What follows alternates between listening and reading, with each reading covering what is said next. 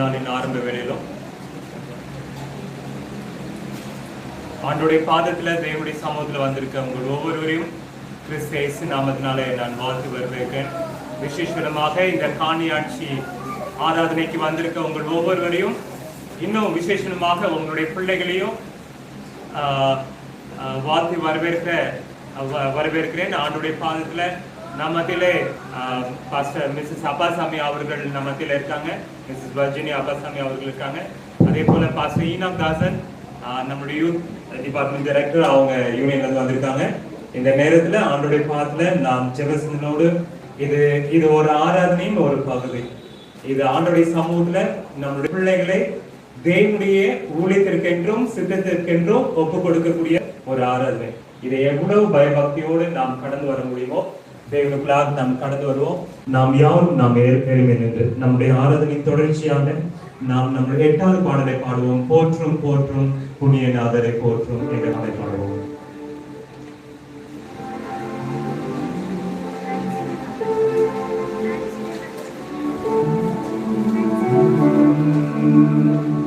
போற்றும் போற்றும் புண்ணியநாதரை போற்றும் கூடி மனமுமேங்கமாம் ஆரிலேயும் நமசங்கீதனம் செய்ய மாதர் யாரும் வருமனந்தமாம் நேசமே கருத்துரைந்து மாறி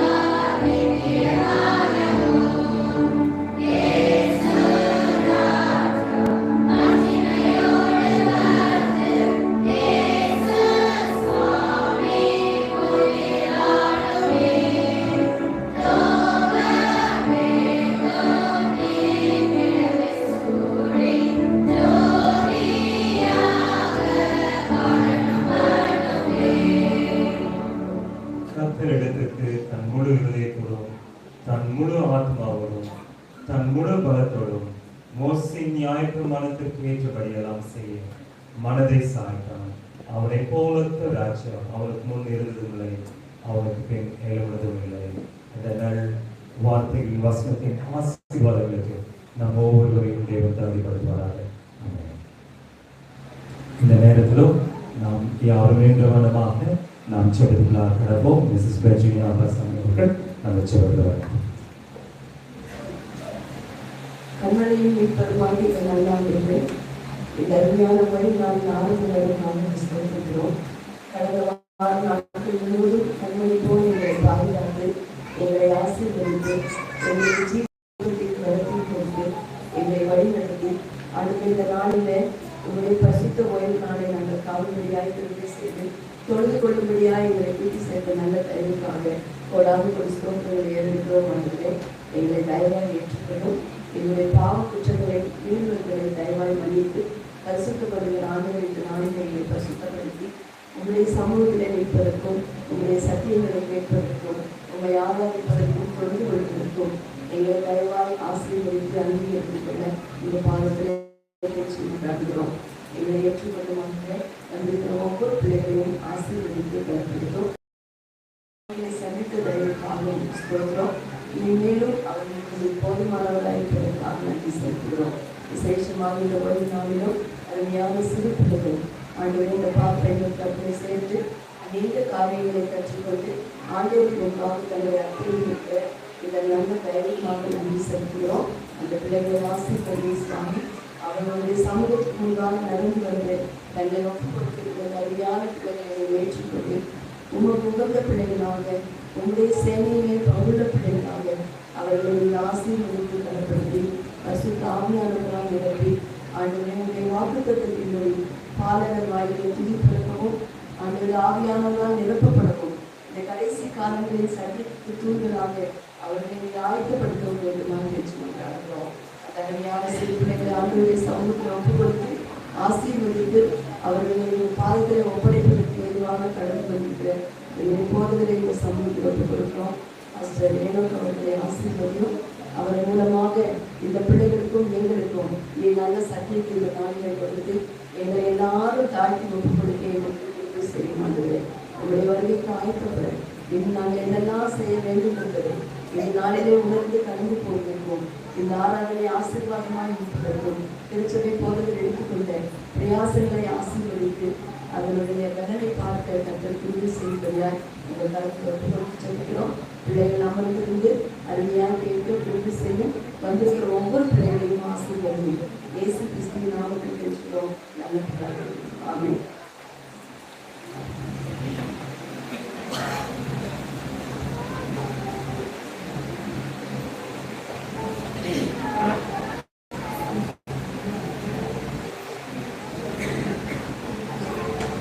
இந்த ஸ்கார்ஃபிங் வந்திருக்கும் உங்களை மறுபடியுமாக இந்த அட்வென்ச்சரஸ் பாத்ஃபைண்டர்ஸ் மூலமாக உங்களை வாழ்த்து வருகிறேன்.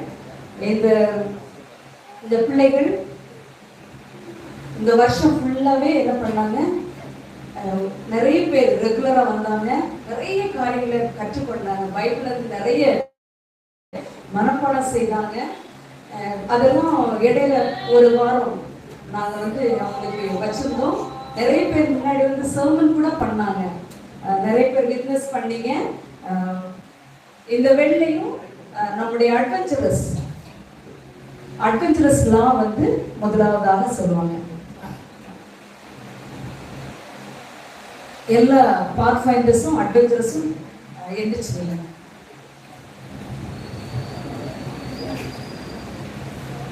Adventurous law. Be obedient, be pure. Be obedient. Be obedient. Be pure. Be pure. Be full. Be respectful. Be attentive. Be attentive. Be helpful. Be helpful. Be cheerful. Be cheerful. Be thoughtful. Be thoughtful. Be reverent. Be reverent. Okay, இப்போ pledge சொல்லுவாங்க, adventurous plate.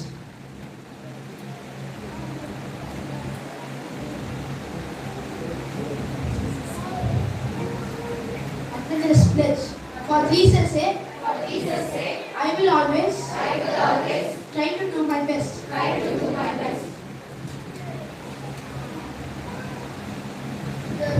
இப்போ adventurous song பாடுவாங்க. We are adventurous. At home, at school, at play, we are adventurous. Learning every day to be honest, kind and true, to be like Jesus through and through. We are adventurous. இப்போது பாத்ஃபைண்டர்ஸ் plate சொல்லுவாங்க.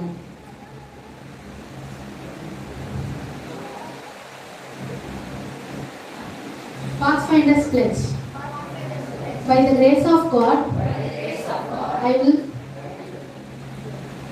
be pure, true, and kind. I will give the Pathfinder's love. I will be a servant of God and friend to man. Thank you. Pathfinder love.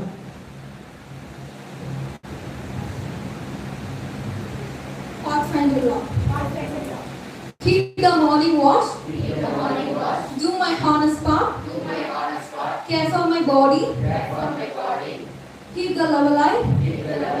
Be courteous and obedient. Walk softly in the sanctuary. Keep a song in my heart. Go on God's errands. இப்போது Pathfinder song பாடுவோம்.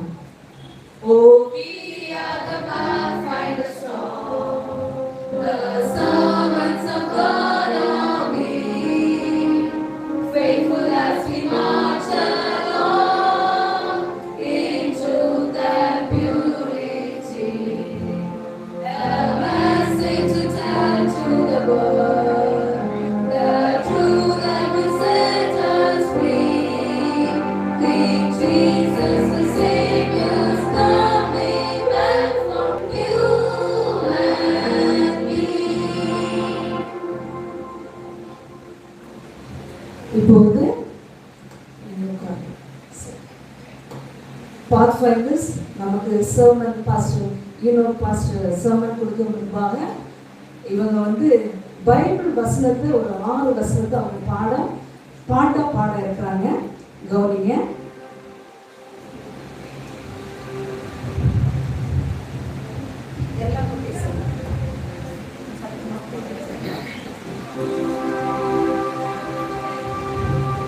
எழும்பி பிரகாசி உன்மொழி வந்தது, கர்த்தருடைய மகிமை உன்மேல் உதித்தது. எழும்பி பிரகாசி உன்மொழி வந்தது,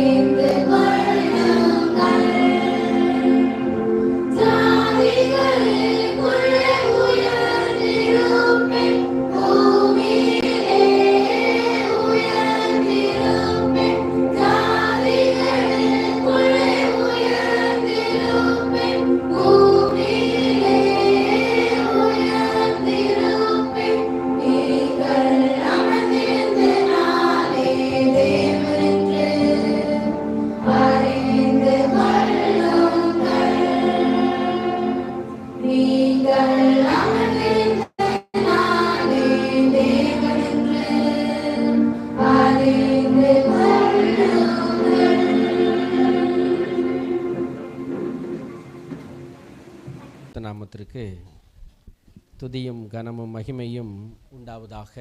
இந்த பரிசுத்தமான ஓய்வு நாளின் ஆரம்ப வேளையில் கர்த்தருடைய பரிசுத்த ஆலயத்திலே பிரவேசித்திருக்கிற உங்கள் யாவரையும் நான் அன்பர் இயேசுவின் நாமத்தில் அன்போடு வாழ்த்தி வரவேற்றுக் கொள்கிறேன். இந்த நாளிலே நமக்கு ஒரு சிறப்பான ஆராதனை ஈரோடு மத்திய திருச்சபையில் நடைபெற்று வருகிற முதலாவது காணியாட்சி ஆராதனை, ஃபர்ஸ்ட் இன்வெஸ்டிச்சர் சர்வீஸ், 2023 ஆண்டு ஆகஸ்ட் மாதம் முதல் ஓய்வு நாளில் இந்த பாத்ஃபைண்டர் கிளப்பை நாம் துவங்கினோம். ஏறக்குறைய 2 ஆண்டுகளாக பிள்ளைகள் அதில் அநேக ஆவிக்குரிய பாடங்களையும் அனுபவங்களையும் கற்று இந்த நாளில் அவர்கள் தேர்ச்சி பெற்று பட்டத்தை பெற்றுக்கொள்ளும்படியாக இருக்கிறார்கள். ஆகவே இந்த பிள்ளைகள் கடந்து வந்த பாதை, அவர்களை வழிநடத்திய ஆசிரியர்களுடைய அந்த பாதை நிச்சயமாகவே கடினமானதாக இருக்கும். பெரியவர்களாகிய நாம் மற்றவர்கள் சொல்வதை கேட்பதற்கோ கீழ்ப்படிவதற்கோ சற்று யோசிப்போம். இந்த பிள்ளைகளை கீழ்ப்படிய வைக்கிறது நம்ம வீட்டிலே நம்மளால் உட்கார மாட்டான். இங்கே வானா அங்கே போவான், அங்கே போனால் இங்கே வருவான், எடுக்காதேன்னா எடுப்பான், வையினா வைக்க மாட்டான். இது நம்ம வீட்டிலே நம்முடைய பிள்ளைகள் செய்கிற செயல்கள். அப்படி இருக்கும் பொழுது இந்த பிள்ளைகளை பயிற்றுவிப்பது என்பது ஒரு சவால் நிறைந்த கடினமான ஒரு பணி. அதை இந்த ஆசிரியர்கள், இந்த பாத்ஃபைண்டர் அட்வென்ச்சர் கிளப்பை சார்ந்த ஆசிரியர்கள் செய்திருக்கிறார்கள். ஆகவே அவர்களை நான் பாராட்டுகிறேன். 2 வருடம் இந்த கிளப், அருமையான ஒரு பெயர் அங்கே கொடுக்கப்பட்டிருக்கிறது, ஜோசியா அட்வென்டிஸ்ட் யூத், இல்லையா? அருமையான ஒரு பெயர், ஜோசியா அட்வென்டிஸ்ட் யூத் கிளப் என்கிற ஒரு கிளப்புக்கு ஒரு பெயரை அவர்கள் வைத்து மிக சிறப்பாக செய்து வந்திருக்கிறார்கள். இந்த நாளிலே அதற்குரிய பட்டத்தை அவர்கள் வழங்க பெற்றுக்கொள்ளவும் அதை வழங்கவும் இருக்கிறார்கள். ஆகவே இந்த பாராட்டுக்களை சொல்லிக்கொள்வதில் நான் பெருமை அடைகிறேன். இந்த கிளப் டைரக்டர் அவர்களுக்கும், யூத் டைரக்டர் அவர்களுக்கும், திருச்சபையின் போதகர் அவர்களுக்கும், இவர்களுக்கு பாடத்தை கற்றுக் கொடுத்த ஆசிரியர்களுக்கும், இந்த பகுதியினுடைய வாலிப இலாக்காவின் இயக்குனர் அவர்களுக்கும் நான் நன்றியை தெரிவித்துக் கொள்கிறேன். கர்த்தர் அவர்களை மென்மேலும் ஆசீர்வதிப்பாராக.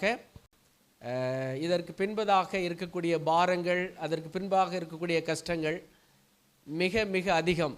நானும் 20 ஆண்டுகள் போதகராக திருச்சபையில் இருந்து இந்த வகுப்பை பாத்ஃபைண்டர் கிளப்பை ஸ்டார்ட் பண்ணி அதை செயல்படுத்தி வந்திருக்கிறேன். ஆகவே அதில் இருக்கிற பாரங்களும் சுமைகளும் சவால்களையும் நான் நன்றாக அறிந்திருக்கிறேன். அவைகளை கடந்து அன்பான இந்த வாலிப இலாக்கா தலைவர்கள் அதை செயல்படுத்தி இருக்கிறார்கள். ஆகவே என்னுடைய பாராட்டுக்களை நான் தெரிவித்துக் கொள்கிறேன். இந்த கிளப் ஃபர்ஸ்ட் இன்வெஸ்டிச்சர் சர்வீஸோட ஸ்டாப் ஆகிடக்கூடாது. இது தொடர்ந்து நடைபெற வேண்டும். பல காணியாட்சி ஆராதனைகளை இந்த கிளப் சந்திக்க வேண்டும். அப்படின்னா உங்கள் எல்லாருடைய ஒத்தாசையும் உங்கள் எல்லாருடைய ஆதரவும் இருந்தால் மாத்திரமே இது முன்னோக்கி செல்லும். தடைகள் உண்டு, ஆனாலும் தடைகளாக நாம் இராதபடிக்கு, புரியுதுங்களா? தடைகள் இருக்கும், ஆனால் தடைகளாக நாம் இராதபடிக்கு இந்த கிளப் இந்த சிறுவர்களையும் வாலிபர்களையும் சத்தியத்திலே முன்னோக்கி நடத்தி செல்வதற்கு நாம் துணையாக இருப்போம். கர்த்தர் உங்களை ஆசீர்வதிப்பாராக. கொடுக்கப்பட்டிருக்கிற நேரம் 6:45 8:30 வரையிலும். நமக்கு இப்பொழுது சரியாக மணி 8 கடந்து விட்டோம். இன்னும் அரை மணி நேரத்திற்குள்ளாக இந்த ஆராதனையை கொடுக்கப்பட்ட நேரத்தில் முடிக்க வேண்டும் என்று சொல்லி நான் விரும்புகிறேன். ஆதலால் ஒரு 15 நிமிடங்கள் இந்த சிறுவர்களுக்கும், இந்த சின்ன பிள்ளைகளுக்கு ஒன்றும் புரியாது, ஆனாலும் இந்த சிறுவர்களுக்கும் வாலிபர்களுக்கும் திருச்சபையின் விசுவாசிகளாகிய உங்களுக்கும் வேதத்திலிருந்து ஆலோசனையாக ஒரு செய்தியை நான் கொடுக்க விரும்புகிறேன். இந்த கிளப்பினுடைய பெயர் ஜோசியா. நான் தமிழகம், பாண்டிச்சேரி போன்ற இடங்களில் அநேக திருச்சபைகளில் பாத்ஃபைண்டர் கிளப்பை துவக்கி பல காணியாட்சி ஆராதனைகளில் நான் கலந்திருக்கிறேன். எல்லா கிளப்புக்கும் வித்தியாசமான பெயர்களை வைத்திருப்பார்கள். நம்முடைய திருச்சபையின் முன்னோடிகளுடைய பெயர்கள் வைக்கப்பட்டிருக்கும், திருச்சபையின் தலைவர்களுடைய பெயர்கள் வைக்கப்பட்டிருக்கும். இந்த பாத்ஃபைண்டர் வகுப்பை துவக்கிய 2 பயோனியர்ஸ் இருக்கிறாங்க. ஹாரி ஃபெனர், லூதர் வாரன் 2 பேர் இருக்கிறாங்க. இவர்களுடைய பெயர்களில் இந்த கிளப்புகளை பார்த்துருக்கிறேன். ஆனால் முதலாவதாக வேதத்தில் இருக்கிற ஒரு ராஜாவுடைய பெயரில் ஒரு கிளப்புக்கு பெயர் கொடுக்கப்பட்டது இங்கே தான் நான் பார்க்குறேன். அது ஒரு வித்தியாசமான ஒரு அனுபவமாக இருக்கிறது. இந்த ராஜாவை குறித்து உங்களுடைய போதகர் சில வாரங்களுக்கு முன்பதாக உங்களோடு செய்தி கொடுத்ததாக நான் அறிந்தேன். யோசியா ராஜாவினுடைய ஒரு ஒரு முன் அடையாளங்களை அல்லது முதல் சம்பவங்களை முன்னுதாரணமாக உங்களோடு அவர்கள் கொடுத்திருக்கிறார்கள். நான் ஒரு 3 அனுபவங்களை இந்த ராஜாவுடைய வாழ்க்கையிலிருந்து இந்த திருச்சபைக்கு நான் ஒரு சத்தியமாக வைக்க விரும்புகிறேன். 3 சத்தியங்களை நான் வைக்க விரும்புகிறேன். அதற்கு முன்பதாக இந்த யோசியா ராஜா என்கிற பெயருக்கு சப்போர்ட்டட் பை யாவே என்று பொருள். யோசியா என்பதற்கு சப்போர்ட்டட் பை யாவே, தேவனால் ஆதரிக்கப்பட்டவர் என்று பொருள். இந்த யோசியாவுடைய அப்பா பேர் ஆமோன், ஆமோனுடைய அப்பா பேர் மனாசே, மனாசேயுடைய அப்பா பேர் எசேக்கியா. எசேக்கியா ராஜா தான் தன் வாழ்க்கையின் 15 ஆண்டுகளை அதிகமாக பெற்றவர். எசேக்கியா ராஜாவினுடைய மகன் எப்படிப்பட்ட ஒரு வாழ்க்கை வாழ்ந்தார்? மனாசே என்கிற ஒரு ராஜா. மனாசேயுடைய மகன் ஆமோன் 2 ஆண்டுகள் மட்டும் யூதேயாவை அரசாண்ட ஒரு ராஜா.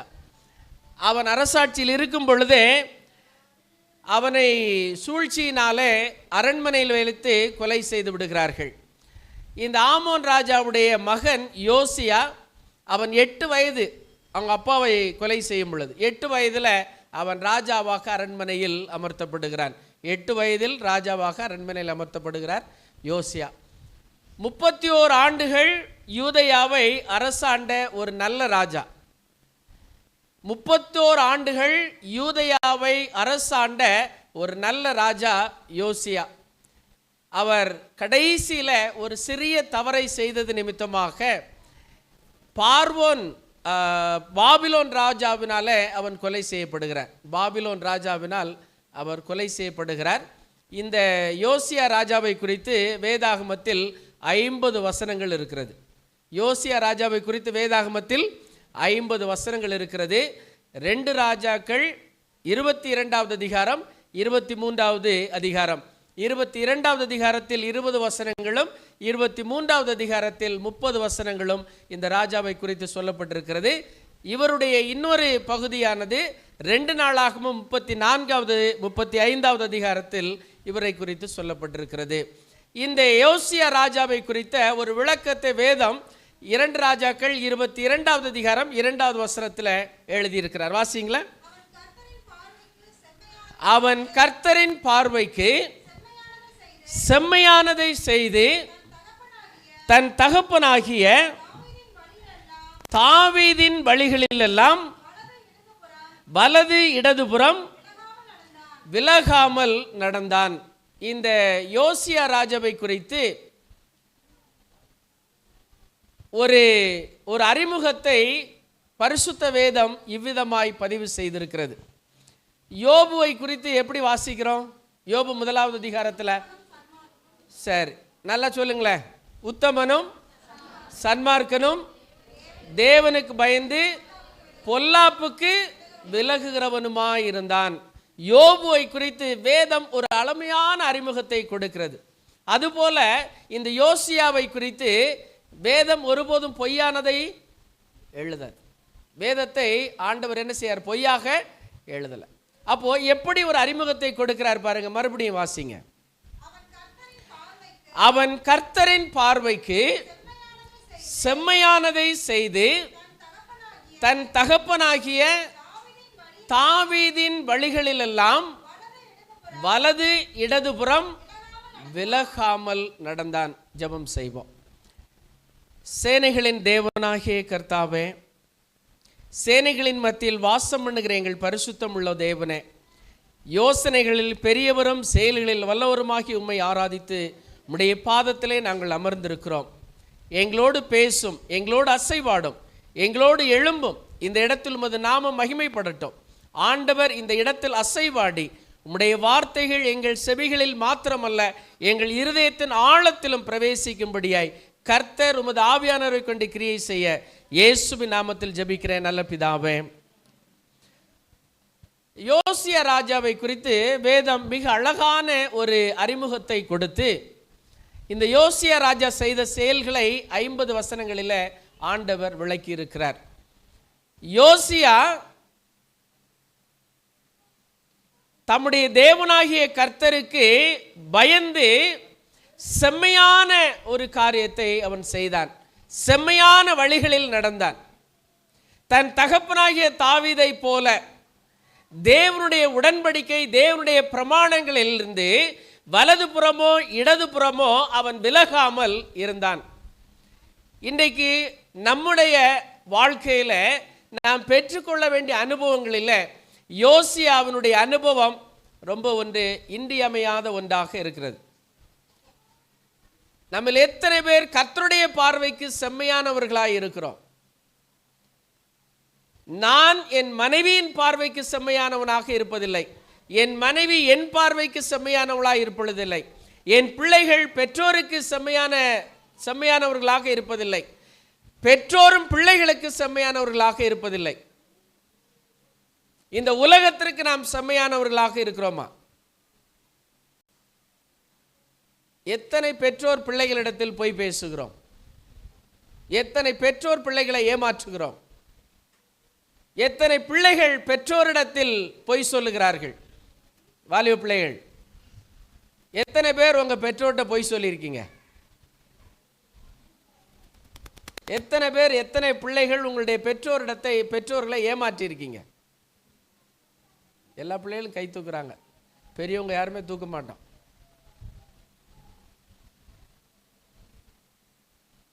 எத்தனை கணவன்மார் உங்கள் மனைவியினிடத்தில் நீங்கள் பொய் சொல்லியிருக்கீங்க? எனக்கு ஒரு ஆணை காட்டுவேன். ஒரு கணவன் கையை தூங்க பார்ப்போம். ஒரு ஆண், நான் என் மனைவிட்ட பொய் சொன்னதில்லை.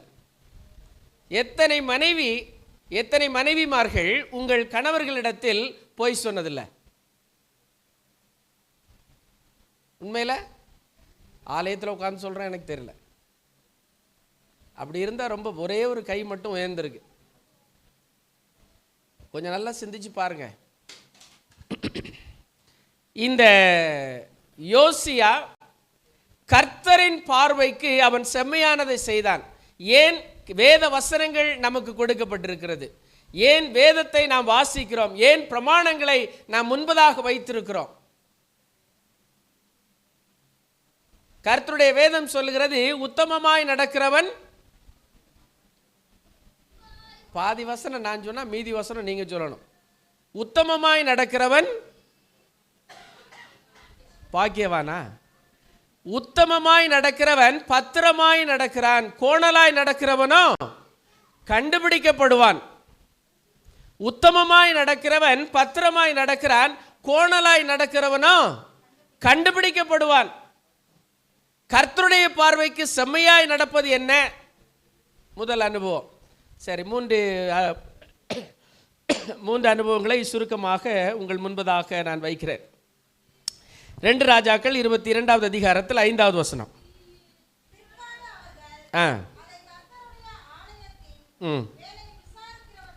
இந்த யோசியா ராஜா 8 வயதில் அரியணையில் அமர்த்தப்படுகிறான். முதல் 10 ஆண்டுகள் இவன் என்ன செய்தார் என்பது வேதத்தில் எழுதப்படலை. முதல் 10 வருஷங்கள் என்ன நடந்தது என்பதே தெரியாது.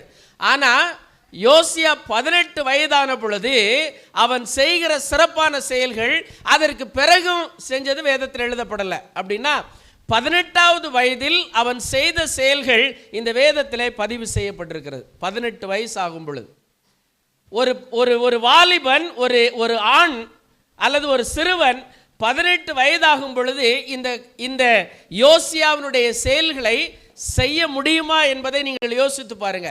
18வது வயசில் ராஜாவாக இந்த யோசியா அடைந்த அந்த 18 வயதை அவன் அடைந்த பொழுது அவன் முதலாவது செய்கிற வேலை கர்த்தராகிய தேவனுடைய ஆலயத்தை பழுது பார்ப்பதற்காக அங்கே ஆசாரியர்களை அவன் அனுப்புகிறான். தேவனுடைய ஆலயம், நல்லா கவனிங்க, அவன் செய்த முதல் ஒரு மகிமையான செயல், யோசியா செய்த ஒரு சிறப்பான செயல், யோசியா செய்த அங்கீகரிக்கப்பட்ட பாராட்டப்பட வேண்டிய முதல் வேலை, அவன் கர்த்தருடைய ஆலயத்தை பழுது பார்ப்பதற்காக ஆட்களை அனுப்புகிறான்.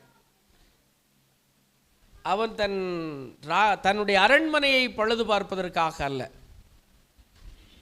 தேவனுடைய ஆலயத்தை பழுது பார்ப்பதற்கு.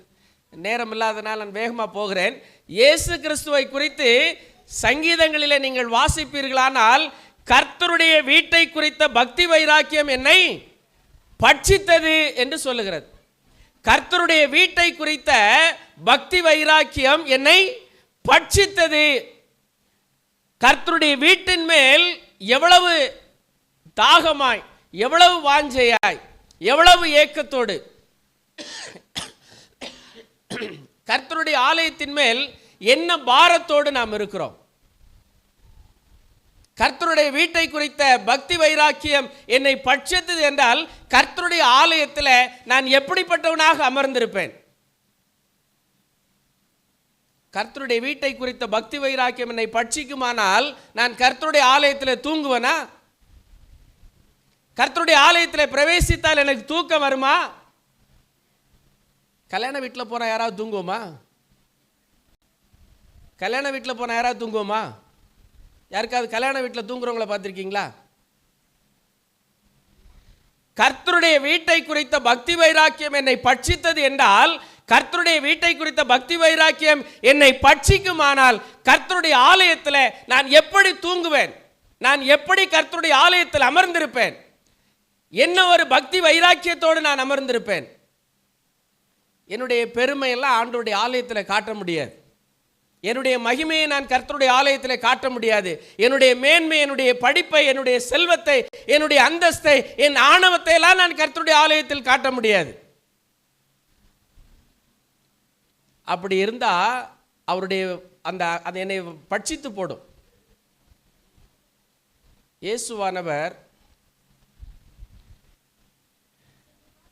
வேதத்தில் நம்ம வாசிக்கிறோம், புதிய ஏற்பாட்டில் இயேசு கிறிஸ்து எருசலேம் ஆலயத்தை பராமரித்து அந்த எருசலேம் ஆலயத்தை என்ன பண்ணார்? அங்கே எருசலேம் ஆலயத்திற்கு பிரவேசிக்கிறார். பிரவேசித்து அங்கே எருசலேம் ஆலயம் விற்கிறவர்களாலும் கொள்ளுகிறவர்களாலும் நிறைந்திருந்தது. அப்படிதானே? சரி, வேதத்தை நீங்கள் நன்றாக வாசித்து பாருங்க. 2 முறை இயேசு கிறிஸ்து எருசலேம் ஆலயத்திற்கு போகிறார். முதல் எப்பொழுது அப்படின்னா, அவர் ஞான ஸ்நானம் பெற்று அவருடைய ஊழியத்தை துவக்கும் பொழுது இயேசுவானவர் எருசலேம் ஆலயத்திற்குள்ளாக போகிறார். அவர் முதல் முறை தன் ஊழியத்தின் துவக்கத்தில் எருசலேம் ஆலயத்திற்கு போகும் பொழுது எருசலேம் ஆலயம் வியாபாரிகளால் நிறைந்திருக்கிறது. வியாபாரிகளால் நிறைந்திருக்கிறது. அந்த ஆலயத்திற்குள் பிரவேசித்த இயேசுவானவர் அங்கு இருக்கிற அந்த எல்லா பொருட்களையும், காசுக்காரர்களுடைய கூடைகளையும் தள்ளிவிட்டு எல்லா விற்கிறவர்களையும் அங்கிருந்து அடித்து துரத்தினார். அவருடைய ஊழியத்தின் துவக்கத்தில் முதலாய் அவர் எருசலேம் ஆலயத்திற்கு போனார். 2வதாக அவர் மரிப்பதற்கு முன்பதாக எருசலேம் ஆலயத்திற்கு போகிறார். அவர் ஊழியத்தை துவக்கும் பொழுது எருசலேம் ஆலயத்தில் பார்த்த வியாபாரிகளையும் அதை காட்டிலும் அதிகமாக அவர் மரிப்பதற்கு முன்பதாக எருசலேம் ஆலயத்திற்கு போகும் பொழுது பார்க்கிறார். முதல் முறை எருசலேம் ஆலயத்தை அவர் பார்த்ததை காட்டிலும் 2வது முறை எருசலேம் ஆலயத்தை அதிக கேடுபாடுகளோடு அவர் பார்க்கிறார். எருசலேமை பார்த்து கண்ணீர் விட்டார் அப்படின்னு சொல்றோம்ல. ஏன் அப்படின்னா, இந்த எருசலேம் ஆலயத்தை அவருடைய ஊழியத்தின் துவக்கத்தில் அவர் சுத்திகரித்தார்.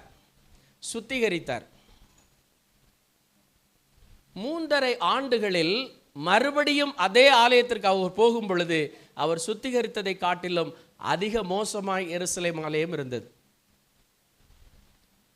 2வது முறை அதிக கோபம் வருமா வராதா? அது சரி பாஸ்டர், இன்றைக்கு நாம் இந்த ஆலயத்தை வியாபார ஸ்தலமாக மாற்றுகிறோமா? தேவனுடைய விசுவாசிகள் கொஞ்சம் சிந்திச்சு பாருங்க.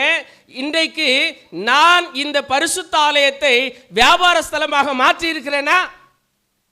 நான் பாஸ்டர் ஆடு கொண்டு வரல, புறா கொண்டு வரல, அங்கே எதையும் நான் கொள்ளவும் இல்லை, விற்கவும் இல்லையே.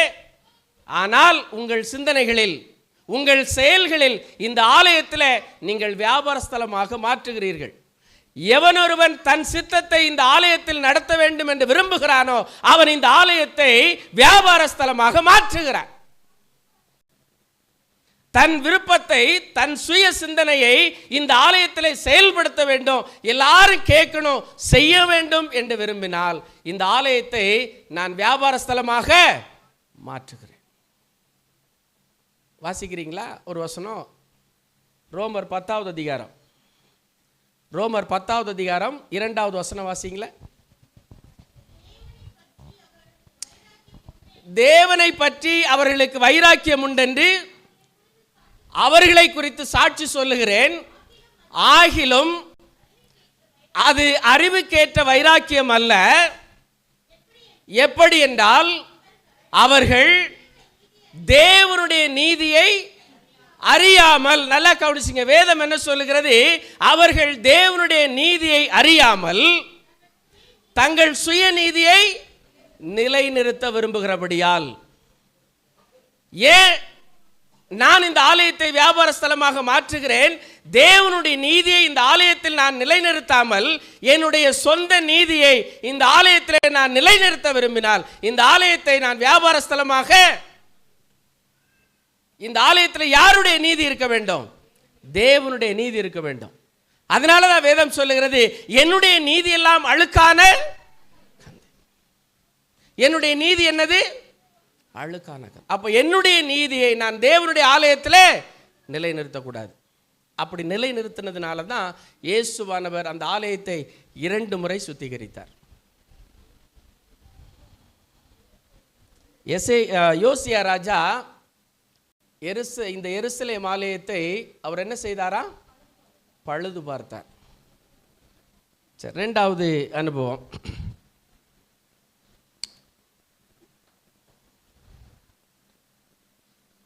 இருபத்தி 3வது அதிகாரம் 4வது வசனம். 23வது அதிகாரம் 4வது வசனம் வாசிங்க. ம் ம் ம் ம் ம் ம் ம் சரி. 2வதாக யோசியா ராஜா கர்த்தருடைய ஆலயத்தில் இருந்த நரகலான சகல விக்கிரகங்களையும் அப்புறப்படுத்துகிறார். தேவனுடைய ஆலயத்தில் இன்றைக்கு விக்கிரகம் இல்லை. தேவனுடைய ஆலயத்தில் இன்றைக்கு அருவருப்பான சித்திரங்கள் இல்லை. நான் கண்டிப்பாக பாராட்ட வேண்டும். ஆலயம் மிக அழகாக அலங்கரிக்கப்பட்டிருக்கிறது. வித்தவுட் எனி டெக்கரேஷன், எந்த அலங்கரிப்பும் இல்லை. ஆனால் ஆலயம் எப்படி இருக்கு? அழகா இருக்கு. இது எப்படியே மெயின்டைன் பண்ணுங்க, சூப்பராக இருக்கு. கர்த்தருடைய ஆலயத்தை அங்கே எருசலேம் ஆலயத்தில் எசேக்கியேல் 8வது அதிகாரம் 9வது அதிகாரத்துக்கு போனீங்க அப்படின்னா தெரியும். நேரம் இல்லை, நான் சொன்னது மாதிரியே சீக்கிரமாக முடிக்கணும். ஆண்டவர் எசேக்கியா தீர்க்கதரிசியை எருசலேம் ஆலயத்தின் வாசலில் கொண்டு போய் விடுகிறார். அந்த எருசலேம் ஆலயத்திற்குள் என்ன நடக்கிறது என்பதை எசேக்கியா தீர்க்கதரிசி பார்க்கிறார். அங்கே கிழக்குக்கு நேராக தங்கள் பார்த்தீங்கன்னா நல்லா அழகாக தெரியும். கிழக்கு திசையை பார்த்தா அதை வேண்டாம், சொல்ல வேண்டாம் நினைக்கிறேன் நான். தலையை கிழக்கு பக்கம் வைத்து தான் ஒரு காரியத்தை செய்வாங்க. மேற்கு பக்கம் வைப்பாங்க. கண்ணு திறந்தா எந்த திசை தெரியும்? மேற்கு பக்கம் வைப்பாங்க தலையை. கண்ணு திறந்தா எந்த திசை தெரியும்? கிழக்கு தெரியும். எங்கே நடக்கிற சம்பவம் தெரியும். எசேக்கியா தீர்க்கதரிசியினிடத்தில் ஆண்டவர் எருசலேம் ஆலயத்தை காண்பித்து அங்கே என்ன நடக்கிறது என்பதை 40 மூப்பர்கள் உட்கார்ந்து எருசலேம் ஆலயத்திற்குள் அமர்ந்து அவர்கள் தம்மூசுக்காக அழுது கொண்டிருக்கிறார்கள். எந்த ஆலயத்தில்? கர்த்தருடைய ஆலயத்தில் அமர்ந்து இஸ்ரவேலின் மூப்பர்கள் தம்மூசுக்காக அழுது கொண்டிருக்கிறார்கள். சகலவிதம அருவருப்பானவற்றையும் அருவருப்பான சித்திரங்களை சுவர்களில் அவர்கள் பொறித்து அதை வணங்கி கொண்டிருந்தார்கள். யோசியா ராஜா என்ன செய்கிறாரு? ரெண்டாவது அவர் செய்கிறார். ஒன்று, ஆலயத்தை பழுது பார்க்கிறாரு. பழுது பார்க்கிறதோடு எருசலேம் ஆலயத்திற்குள்ள அருவருப்பான சகல விக்கிரகங்களையும் சித்திரங்களையும் எல்லாவற்றையும் அவர் சுட்டெரித்து போடுகிறார். இந்த ஆலயத்தில் ஏதாவது அருவருப்பு இருக்கா? சுவர்களில் எந்த சித்திரமும் இல்லை, எந்த படமும் இல்லை. இன்றைக்கு உங்கள் இருதயம் என்கிற ஆலயத்தை நீங்க பாருங்க, அதுல ஏதாவது அருவருப்பான விக்கிரகங்கள் இருக்கிறதா? ஏதாவது அருவருப்பான சித்திரங்கள் இருக்கிறதா? தேவன் விரும்பாத குணங்கள் உங்கள் இருதயத்தில் இருக்குதா? வாசிக்கிறீங்களா ஒரு வசனம்? எரேமியா 17வது அதிகாரம் 1வது வசனம். எரேமியா 17வது அதிகாரம் 1 வசனம். யூதாவின் பாவம் இரும்பெழு தாணியினாலும் வைரத்தின் நுனியினாலும் எழுதப்பட்டு, எங்கங்க நல்லா சத்தமா வாசிங்க, எங்க இருக்கு? நான் செய்கிற அருவருப்பான விக்கிரகங்களும் நான் செய்கிற அருவருப்பான சித்திரங்களும் நான் வழங்குகிற ஒவ்வொரு விக்கிரக வழிபாடும் என் இருதயத்தில் என்ன செய்யப்பட்டிருக்கிறது? இந்த ஆலயம் அழகா இருக்கு, ஆனா இந்த ஆலயம் தீட்டுப்பட்டிருக்கா? அருவருப்பா இருக்கா? இருக்கா? சரி, மூன்றாவதாக 2 ராஜாக்கள் 23வது அதிகாரம் 21வது வசனம்.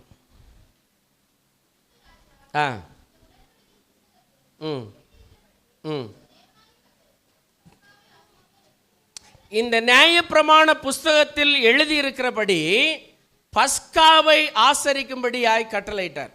அப்படின்னா எருசலேமில் பஸ்கா ஆசரிப்பு பல ஆண்டுகளாக நின்று போயிட்டு.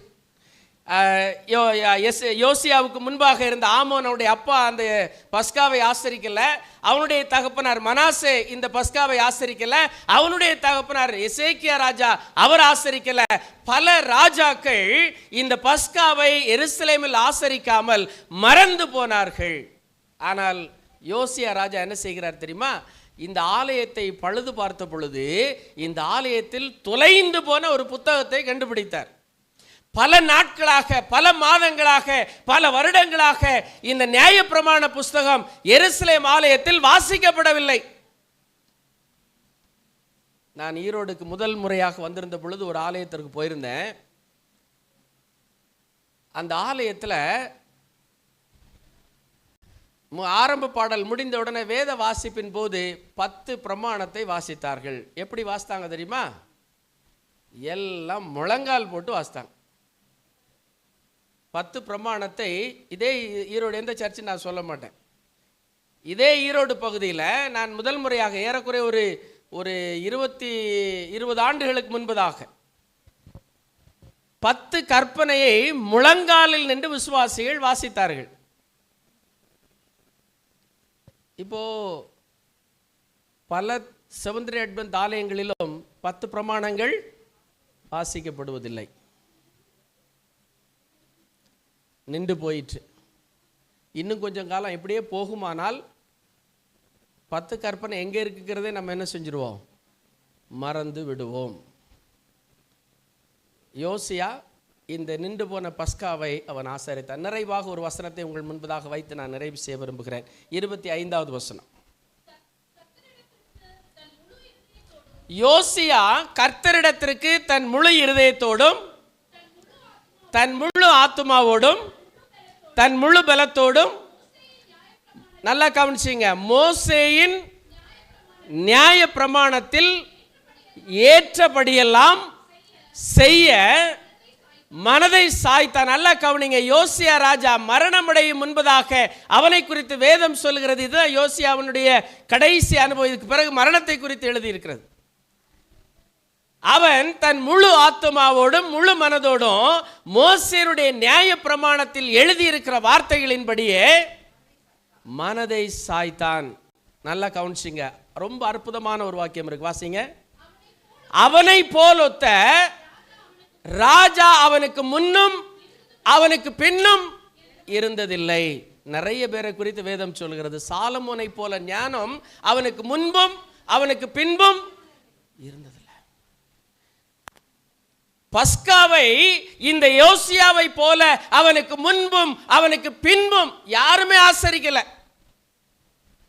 யோசியாவுடைய ரெண்டு மிக சிறப்பான, ஒன்று பஸ்காவை அவனை குறித்து வேதம் சொல்கிறது, அவனுக்கு முன்பும் அவனுக்கு பின்பும் அவனை போல பஸ்காவை ஒருவரும் ஆசரிக்கல. இரண்டாவதா வேதம் சொல்கிறது, மோசேனுடைய நியாய பிரமாணத்திலே கீழ்ப்படிவதிலும் செய்வதிலும் இந்த யோசியாவுக்கு முன்பாக யோசியாவுக்கு பின்பாக ஒருவரும் இருந்ததில்லை. என்ன ஒரு சாட்சி தெரியுமா? கர்த்தருடைய வேதம் சொல்றது, அவனுக்கு முன்னும் அவனுக்கு பின்னும். யோசியாவை உங்க கிளப்புக்கு நீங்க பேரா வச்சிருக்கீங்க அப்படின்னா, இந்த கிளப்பில் சேரக்கூடிய ஒவ்வொரு மாணவர்களும் யோசியாவின் குணங்களை உங்கள் குணங்களாக நீங்கள் பின்பற்ற வேண்டும். யோசியாவுடைய செயல்கள் உங்கள் வாழ்க்கையின் செயல்களாக நீங்கள் வைத்திருக்க வேண்டும். யோசியாவை முன்பாக வைத்து அவனை பின்னோக்கி நீங்கள் ஓட வேண்டும். யோசியா இந்த உலகத்திற்கு மிக சிறந்த வழியை காட்டி இருக்கிறார். நீங்கள் இந்த உலகத்திற்கு மிக சிறப்பான வழியை காட்ட வேண்டும். யோசியாவை போல ரெண்டு விஷயம் சொல்றார், அவனுக்கு முன்னும் அவனுக்கு பின்னும் ரெண்டு விஷயத்தை சொல்றார். ஒன்று பஸ்கா, மற்றொன்று நியாய பிரமாணத்திற்கு கீழ்ப்படுகிறது. இந்த உலகத்தில் யார் அவருடைய பிரமாணத்திற்கு கீழ்ப்படியாமல் போனாலும் நான் என்ன செய்வேன்? அவருடைய பிரமாணத்திற்கு கீழ்ப்படுவேன். இந்த வழிகாட்டுவோர் சங்க மாணாக்கர்களாகி நீங்கள் ஒரு தீர்மானத்தை எடுங்க. இந்த உலகத்தில் என் பெற்றோர், என் உடன்பிறப்புகள் அல்லது என் பிள்ளைகள் இந்த பிரமாணத்தை கை கொள்ளாமல் போனாலும் நான் என்ன செய்வேன்? இதை கை கொள்வேன். அப்படி நாம் கை கொள்ளால்தான் இந்த யோசியா ராஜா பரலோக ராஜ்யத்திலே பரிசுத்தவான்களோடு கூட காணப்படுகிற வேளையில் நாமும் என்ன செய்ய முடியும்? எத்தனை பேருக்கு யோசியா ராஜாவை பார்க்க ஆசை? என்ன பண்ணணும்? என்ன பண்ணணும்? தீர்மானம் எடுங்க. கர்த்தர் உங்களை ஆசீர்வதிப்பாராக. ஆமென்.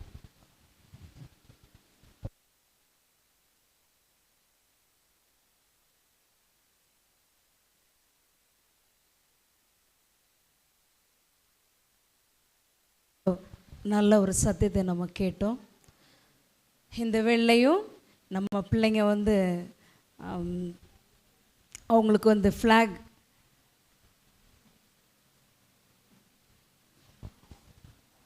ஓகே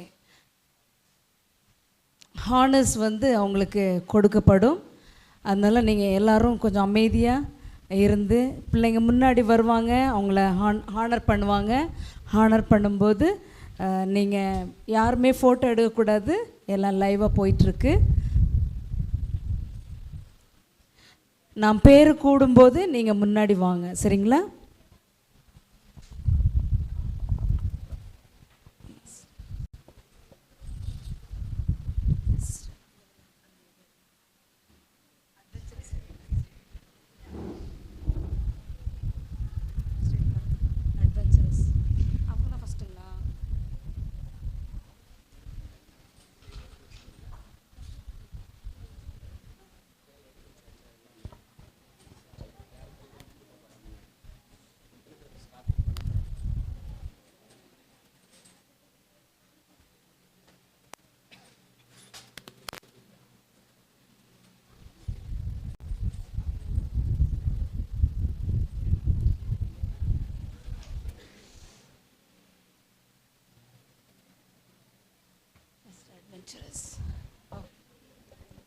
இந்த இடத்துல யாராவது இன்றைக்கி கெஸ்ட்டாக வந்திருக்கவங்க ஒரு சிலர் வந்திருக்கீங்க.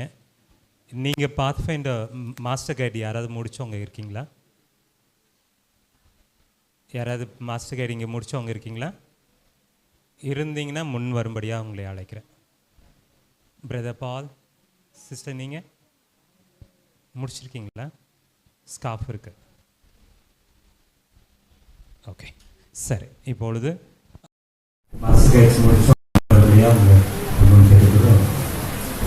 சரி, ஓகே ஓகே. ஜீவனா ஜீவனா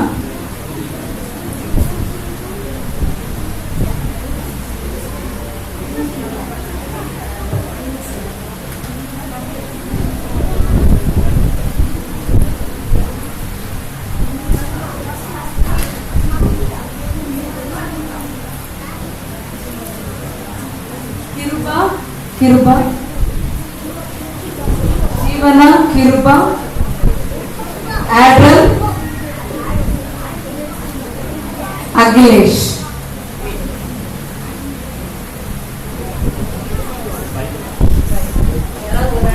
முன்னாடி வாங்க.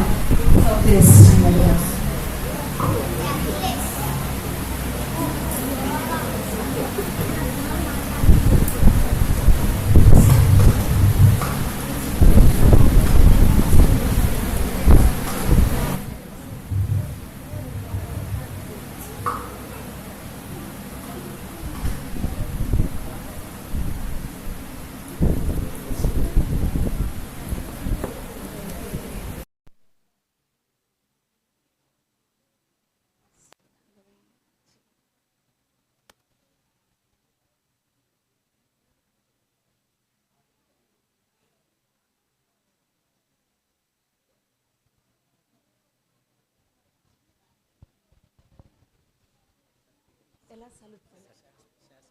ஷேஷ் ஷேஷ் மாத்திராதுங்க. அடுத்த குரூப் அப்படி நம்ம அப்படி வரும் sister.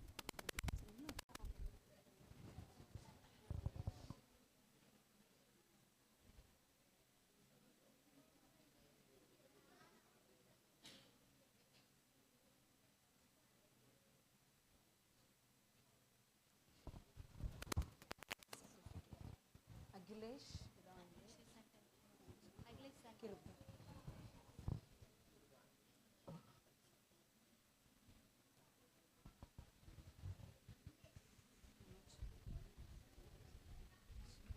Angelina Rachel, Andro Jocelyn, Jaquin. இவங்க little fish. Okay, Andro Jocelyn, Joaquin.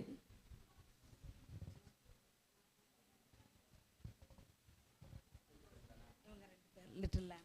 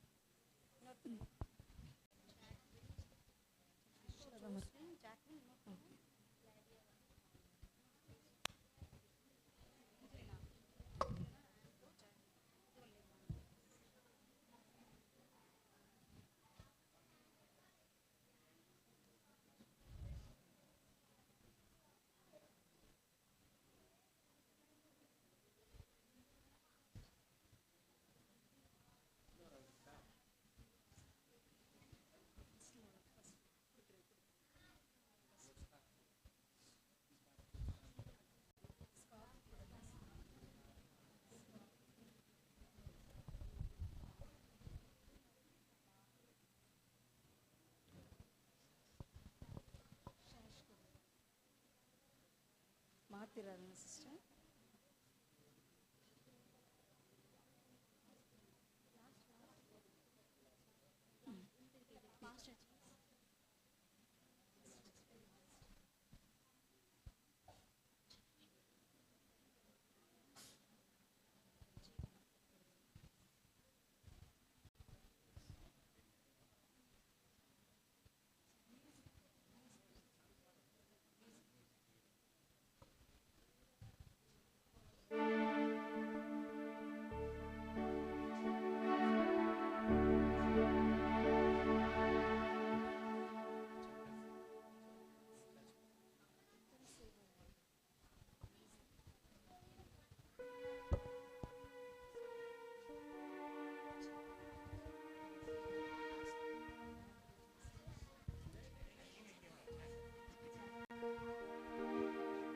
அடுத்ததாக Gladia, Jayden, Nathaniel, Ania, ஜாஸ்லின்,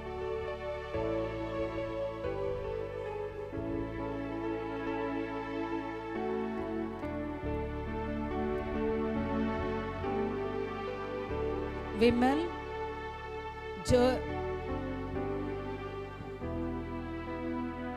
Jaden, Jocelyn, Gladia, Vimal, Joel, yes, Navya, Neona,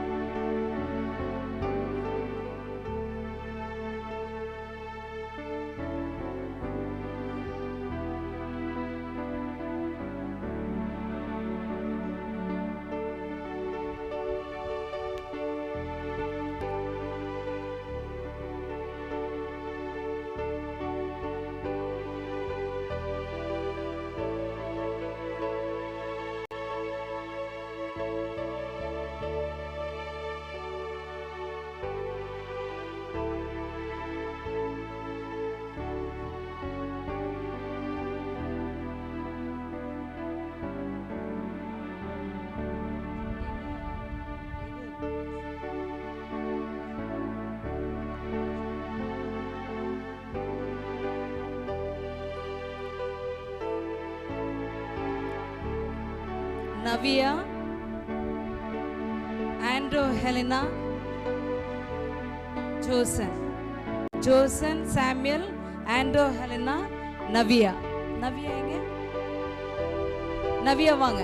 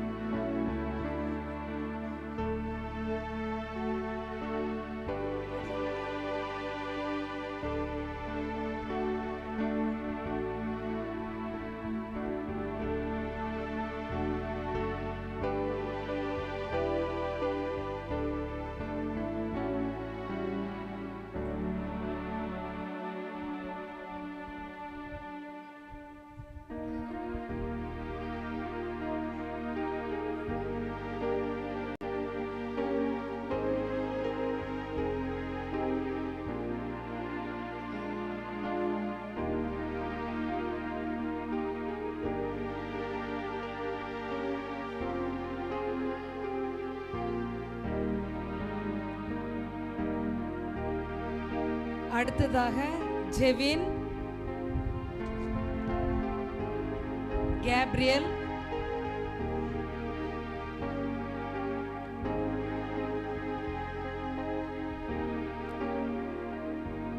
Saloni,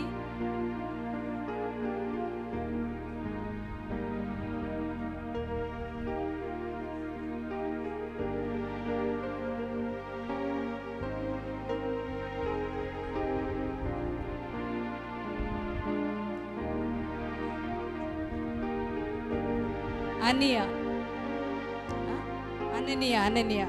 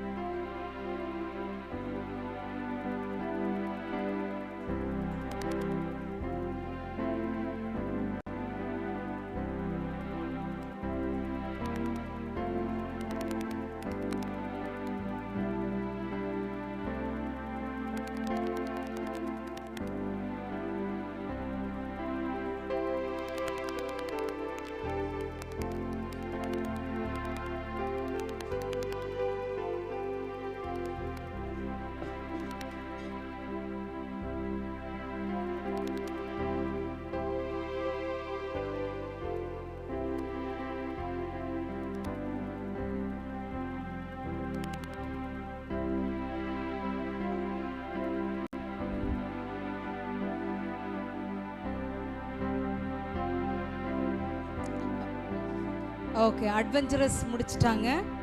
இப்போ வந்து pathfinders. Friend ரெனிட்டா,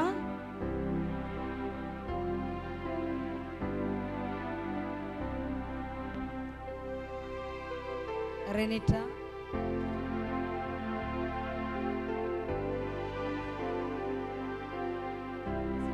okay. Companion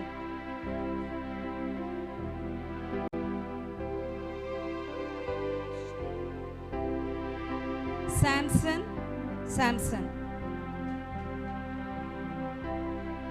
Hashini,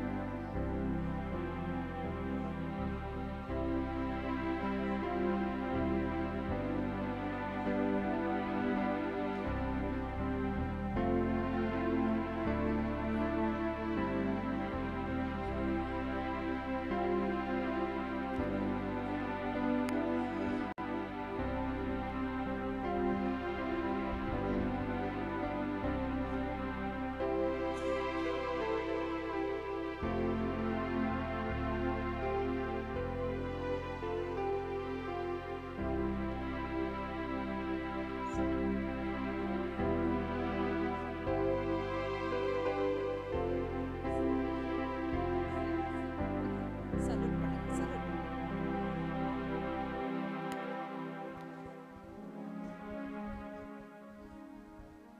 அடுத்ததாக ஹர்ஷத், சாதனா, ஜெமிமா.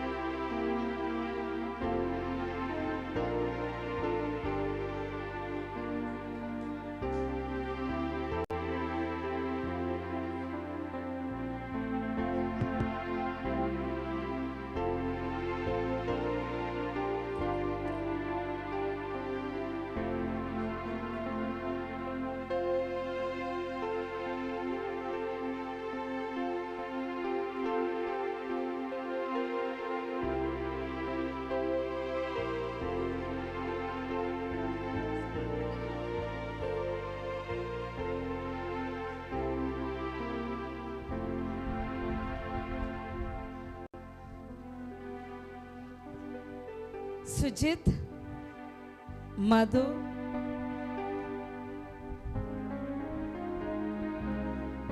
டேவிட் ராஜா,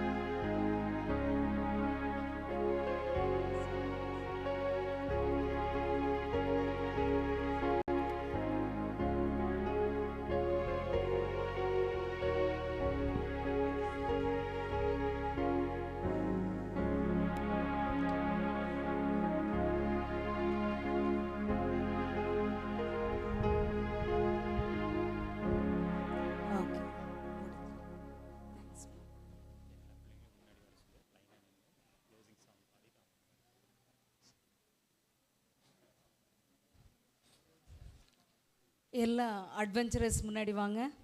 எல்லா அட்வென்ச்சரஸ் முன்னாடி வாங்க. அப்படி முன்னாடி வந்து முன்னாடி பாருங்க.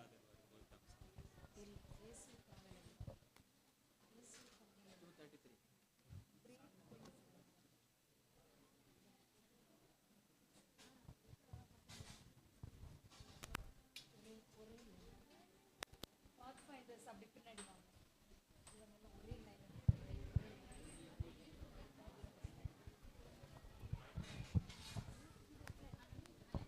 யாவரும் நாம் எழும்பியிருந்து இந்த நேரத்தில் இந்த ஆசீர்வாத பாடலாக 330வது பாடலை பாடுவோம். இயேசுவுக்காக நில்லும் சிலுவை வீரர்கள். 330வது பாடல். அந்த நேரத்தில் காணிக்கையானது ஏறெடுக்கப்படும்.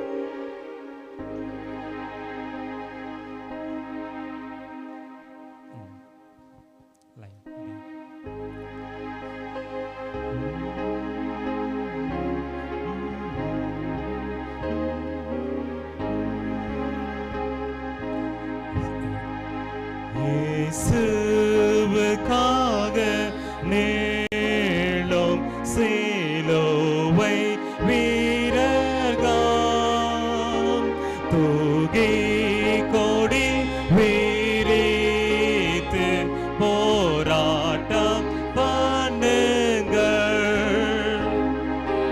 மாறுக்கும் முன்பாக இயேசு தாமே போவார். யுத்தத்தில் ஜெயம் பெற நம்மை நடத்துவார்.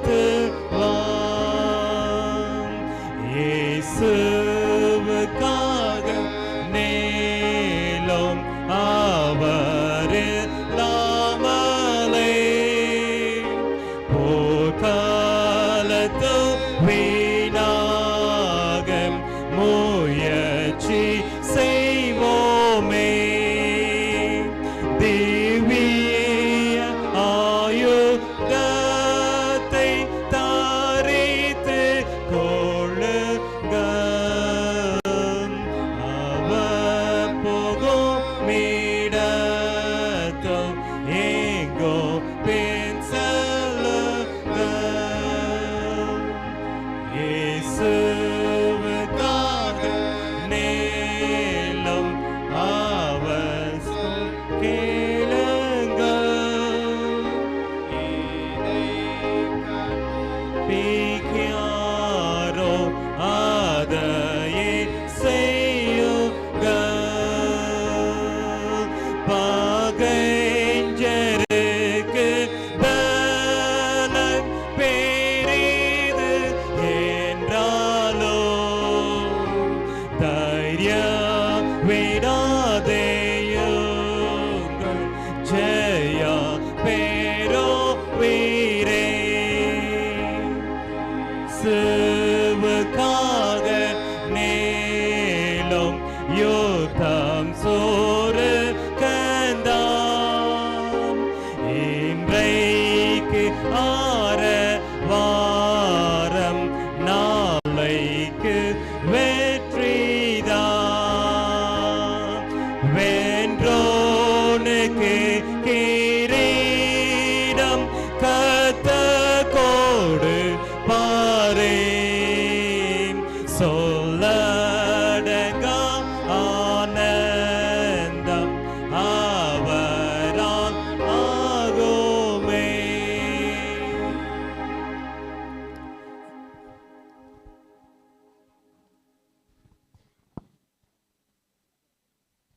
இந்த நேரத்திலும் நாம் ஜெபத்துக்குள்ளாக கடப்போம். நாம் யாவரும் முழங்கலிடுவோம். பாஸ்டர் ஈனாக் தாசன் அவர்கள் ஜெபத்தில் வழிநடத்து வராங்க. kneel down.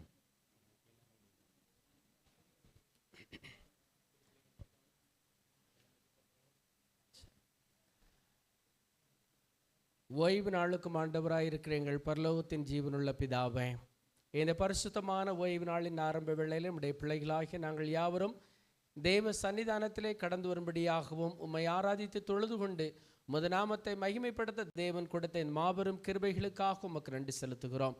கடந்த நாட்களிலெல்லாம் நீர் எங்களை பாதுகாத்திருக்கிறீர், வழி நடத்தியிருக்கிறீர். இந்த புதிய 2025 ஆண்டிலும் கூட ஆண்டவரே, ஏறக்குறைய இந்த 4 மாதங்கள் அளவும் உம்முடைய மேலான கிருபை கூட இருந்திருக்கிறது. அதற்காக உமக்கு நன்றி செலுத்துகிறோம். இந்த வேளையிலும் கூட மறுபடியும் ஒரு முறை உம்முடைய பாதத்தில் நின்று உம்மை அப்பா என்று அழைக்க தேவன் கொடுத்திருக்கிற மாபெரும் கிருபைகளுக்காக உமக்கு நன்றி செலுத்துகிறோம். இந்த வேளையிலும் இதோ ஆண்டவரே, நாங்கள் ஒன்றுக்கும் உதவாதவர்கள் தேவனே, உம்முடைய சமூகத்தில் நிற்பதற்கு நாங்கள் தகுதியற்றவர்கள். ஆனாலும் ஆண்டவர் எங்களுக்கு புத்திர சுவிகார பாக்கியத்தை கொடுத்து உம்முடைய நீதியை எங்களுக்கு தந்து உம்முடைய பரிசுத்தத்திலே நாங்கள் பரிசுத்தம் அடையும்படியாய் இந்த பேர் பாக்கியத்தை எங்களுக்கு கொடுத்திருக்கிறீர். அதற்காக உமக்கு நன்றி செலுத்துகிறோம். இந்த வேளையிலும் இதோ ஆண்டவரே, நல்லதொரு சத்தியத்தை நாங்கள் கேட்கும்படியாக நீர் கிருபை செய்தீர். யோசியா ராஜாவுடைய வாழ்க்கையிலிருந்து 3 பாடங்களை, முத்தான 3 அனுபவங்களை, நற்குணங்களை நாங்கள் கற்றுக்கொண்டோம். இந்த நற்குணங்களையும் எங்களுடைய வாழ்க்கையிலே பின்பற்றவும், இந்த நற்குணங்களிலே நாங்கள் ஒவ்வொருவரும் நடக்கவும் ஆண்டவர் எங்களுக்கு அருள் புரியும்படியாக ஜெபிக்கிறோம். எங்கள் பலத்தினால் அல்ல, எங்கள் பராக்கிரமத்தினால் அல்ல, உம்முடைய ஆவியானவராலே ஆகும் என்று நாங்கள் நம்புகிறோம். தேவ ஆவியானவர் எங்களை வழிநடத்த நாங்கள் ஒப்புக் கொடுக்கிறோம். இந்த நாளிலும் கூட ஆண்டவரே, சத்தியத்தை கேட்ட சிறு பிள்ளைகள், வாலிப பிள்ளைகள், பெரியவர்கள், முதியோர்கள், வயோதிபர் யாவரையும் உம்முடைய திருப்பாதத்தில் அர்ப்பணிக்கிறோம். ஆசீர்வதியும். நாங்கள் கொடுத்திருக்கிற காணிக்கைகளை கர்த்தரை ஏற்றுக்கொள்ளும். ஆண்டவரை தொடர்ந்து உம்முடைய பாதத்திலே முழங்கால் படிட்டு இருக்கிற இந்த வழிகாட்டுவோர் சங்க ஒவ்வொரு மாணவர்களையும் உம்முடைய திருப்பாதத்தில் வைத்திருக்கிறோம். இந்த சங்கம் இன்னும் பெருகவும் வளரவும் ஆண்டவரே கனி கொடுக்கவும் இந்த சங்கத்தை கர்த்தர் ஆசீர்வதித்து இதை நடத்துகிற பிள்ளைகளுக்கு பரலோகத்தின் ஞானத்தையும் ஆவியையும் கட்டளையிட்டு தானியேலை போல உற்சாகமாய் இந்த இடத்தில் அவர்கள் எழும்பி பிரகாசிக்க கர்த்தர் அவர்களுக்கு கிருபை தரும்படியாக ஜெபிக்கிறோம். போதகரை ஆசீர்வதியும். ஊழியங்களில் உம்முடைய கிருபை இருக்கட்டும். திருச்சபையின் மூப்பர்கள், பொறுப்புகளில் இருக்கிற ஏனோர் எல்லாரையும் கர்த்தர் ஆசீர்வதியும்.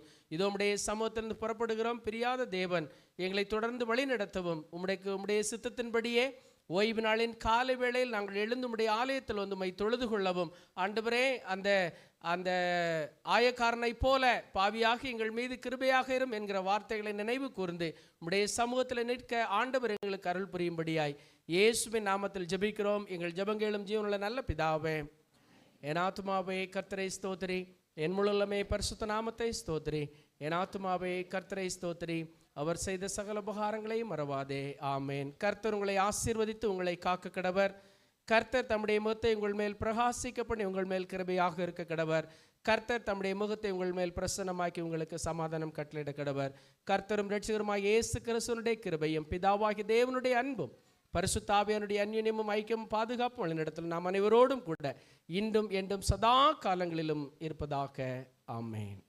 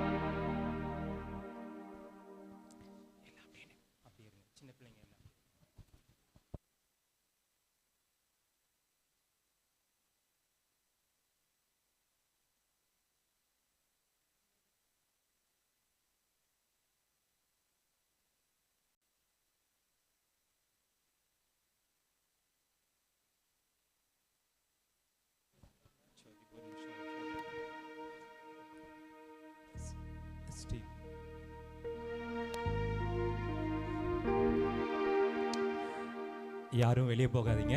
இந்த பிள்ளைங்க எல்லாம் வெளியே போன பிறகு, அவங்க மார்ச் பண்ணி வெளியே வந்த பிறகு நீங்கள் வாங்க. இந்த நேரத்தில் ஆண்டுடைய பாதத்தில் பெற்றோர்களாகிய உங்களுக்கு மிகப்பெரிய நன்றிகளை நான் தெரிவித்துக் கொள்கிறேன். தொடர்ந்து உங்களுடைய பிள்ளைகளை என்கரேஜ் பண்ணுங்கள். இந்த தடவை ரேண்டமாக தான் செஞ்சிட்ருந்தோம், எல்லா பிள்ளைகளையும் ஒன்றா வச்சு. ஆனால் இந்த தடவை அடுத்த வர வாரங்கள்லேருந்து மாஸ்டர் கைட் கிளாஸும் ஸ்டார்ட் பண்ணணுன்னு ஆசை. அந்த மாஸ்டர் கைட் கிளாஸில் ஒரு ரிக்குவயர்மெண்ட் இந்த மாதிரி கிளாஸஸ் அவங்க எடுக்கணும். ஸோ ஆகையினால இந்த வர வருஷத்தில் இன்னும் ஒவ்வொரு வருஷமாக ஒவ்வொரு கிளாஸஸாக நம்ம அதை பிரித்து இந்த கிளாஸ் எடுக்க போகிறோம்.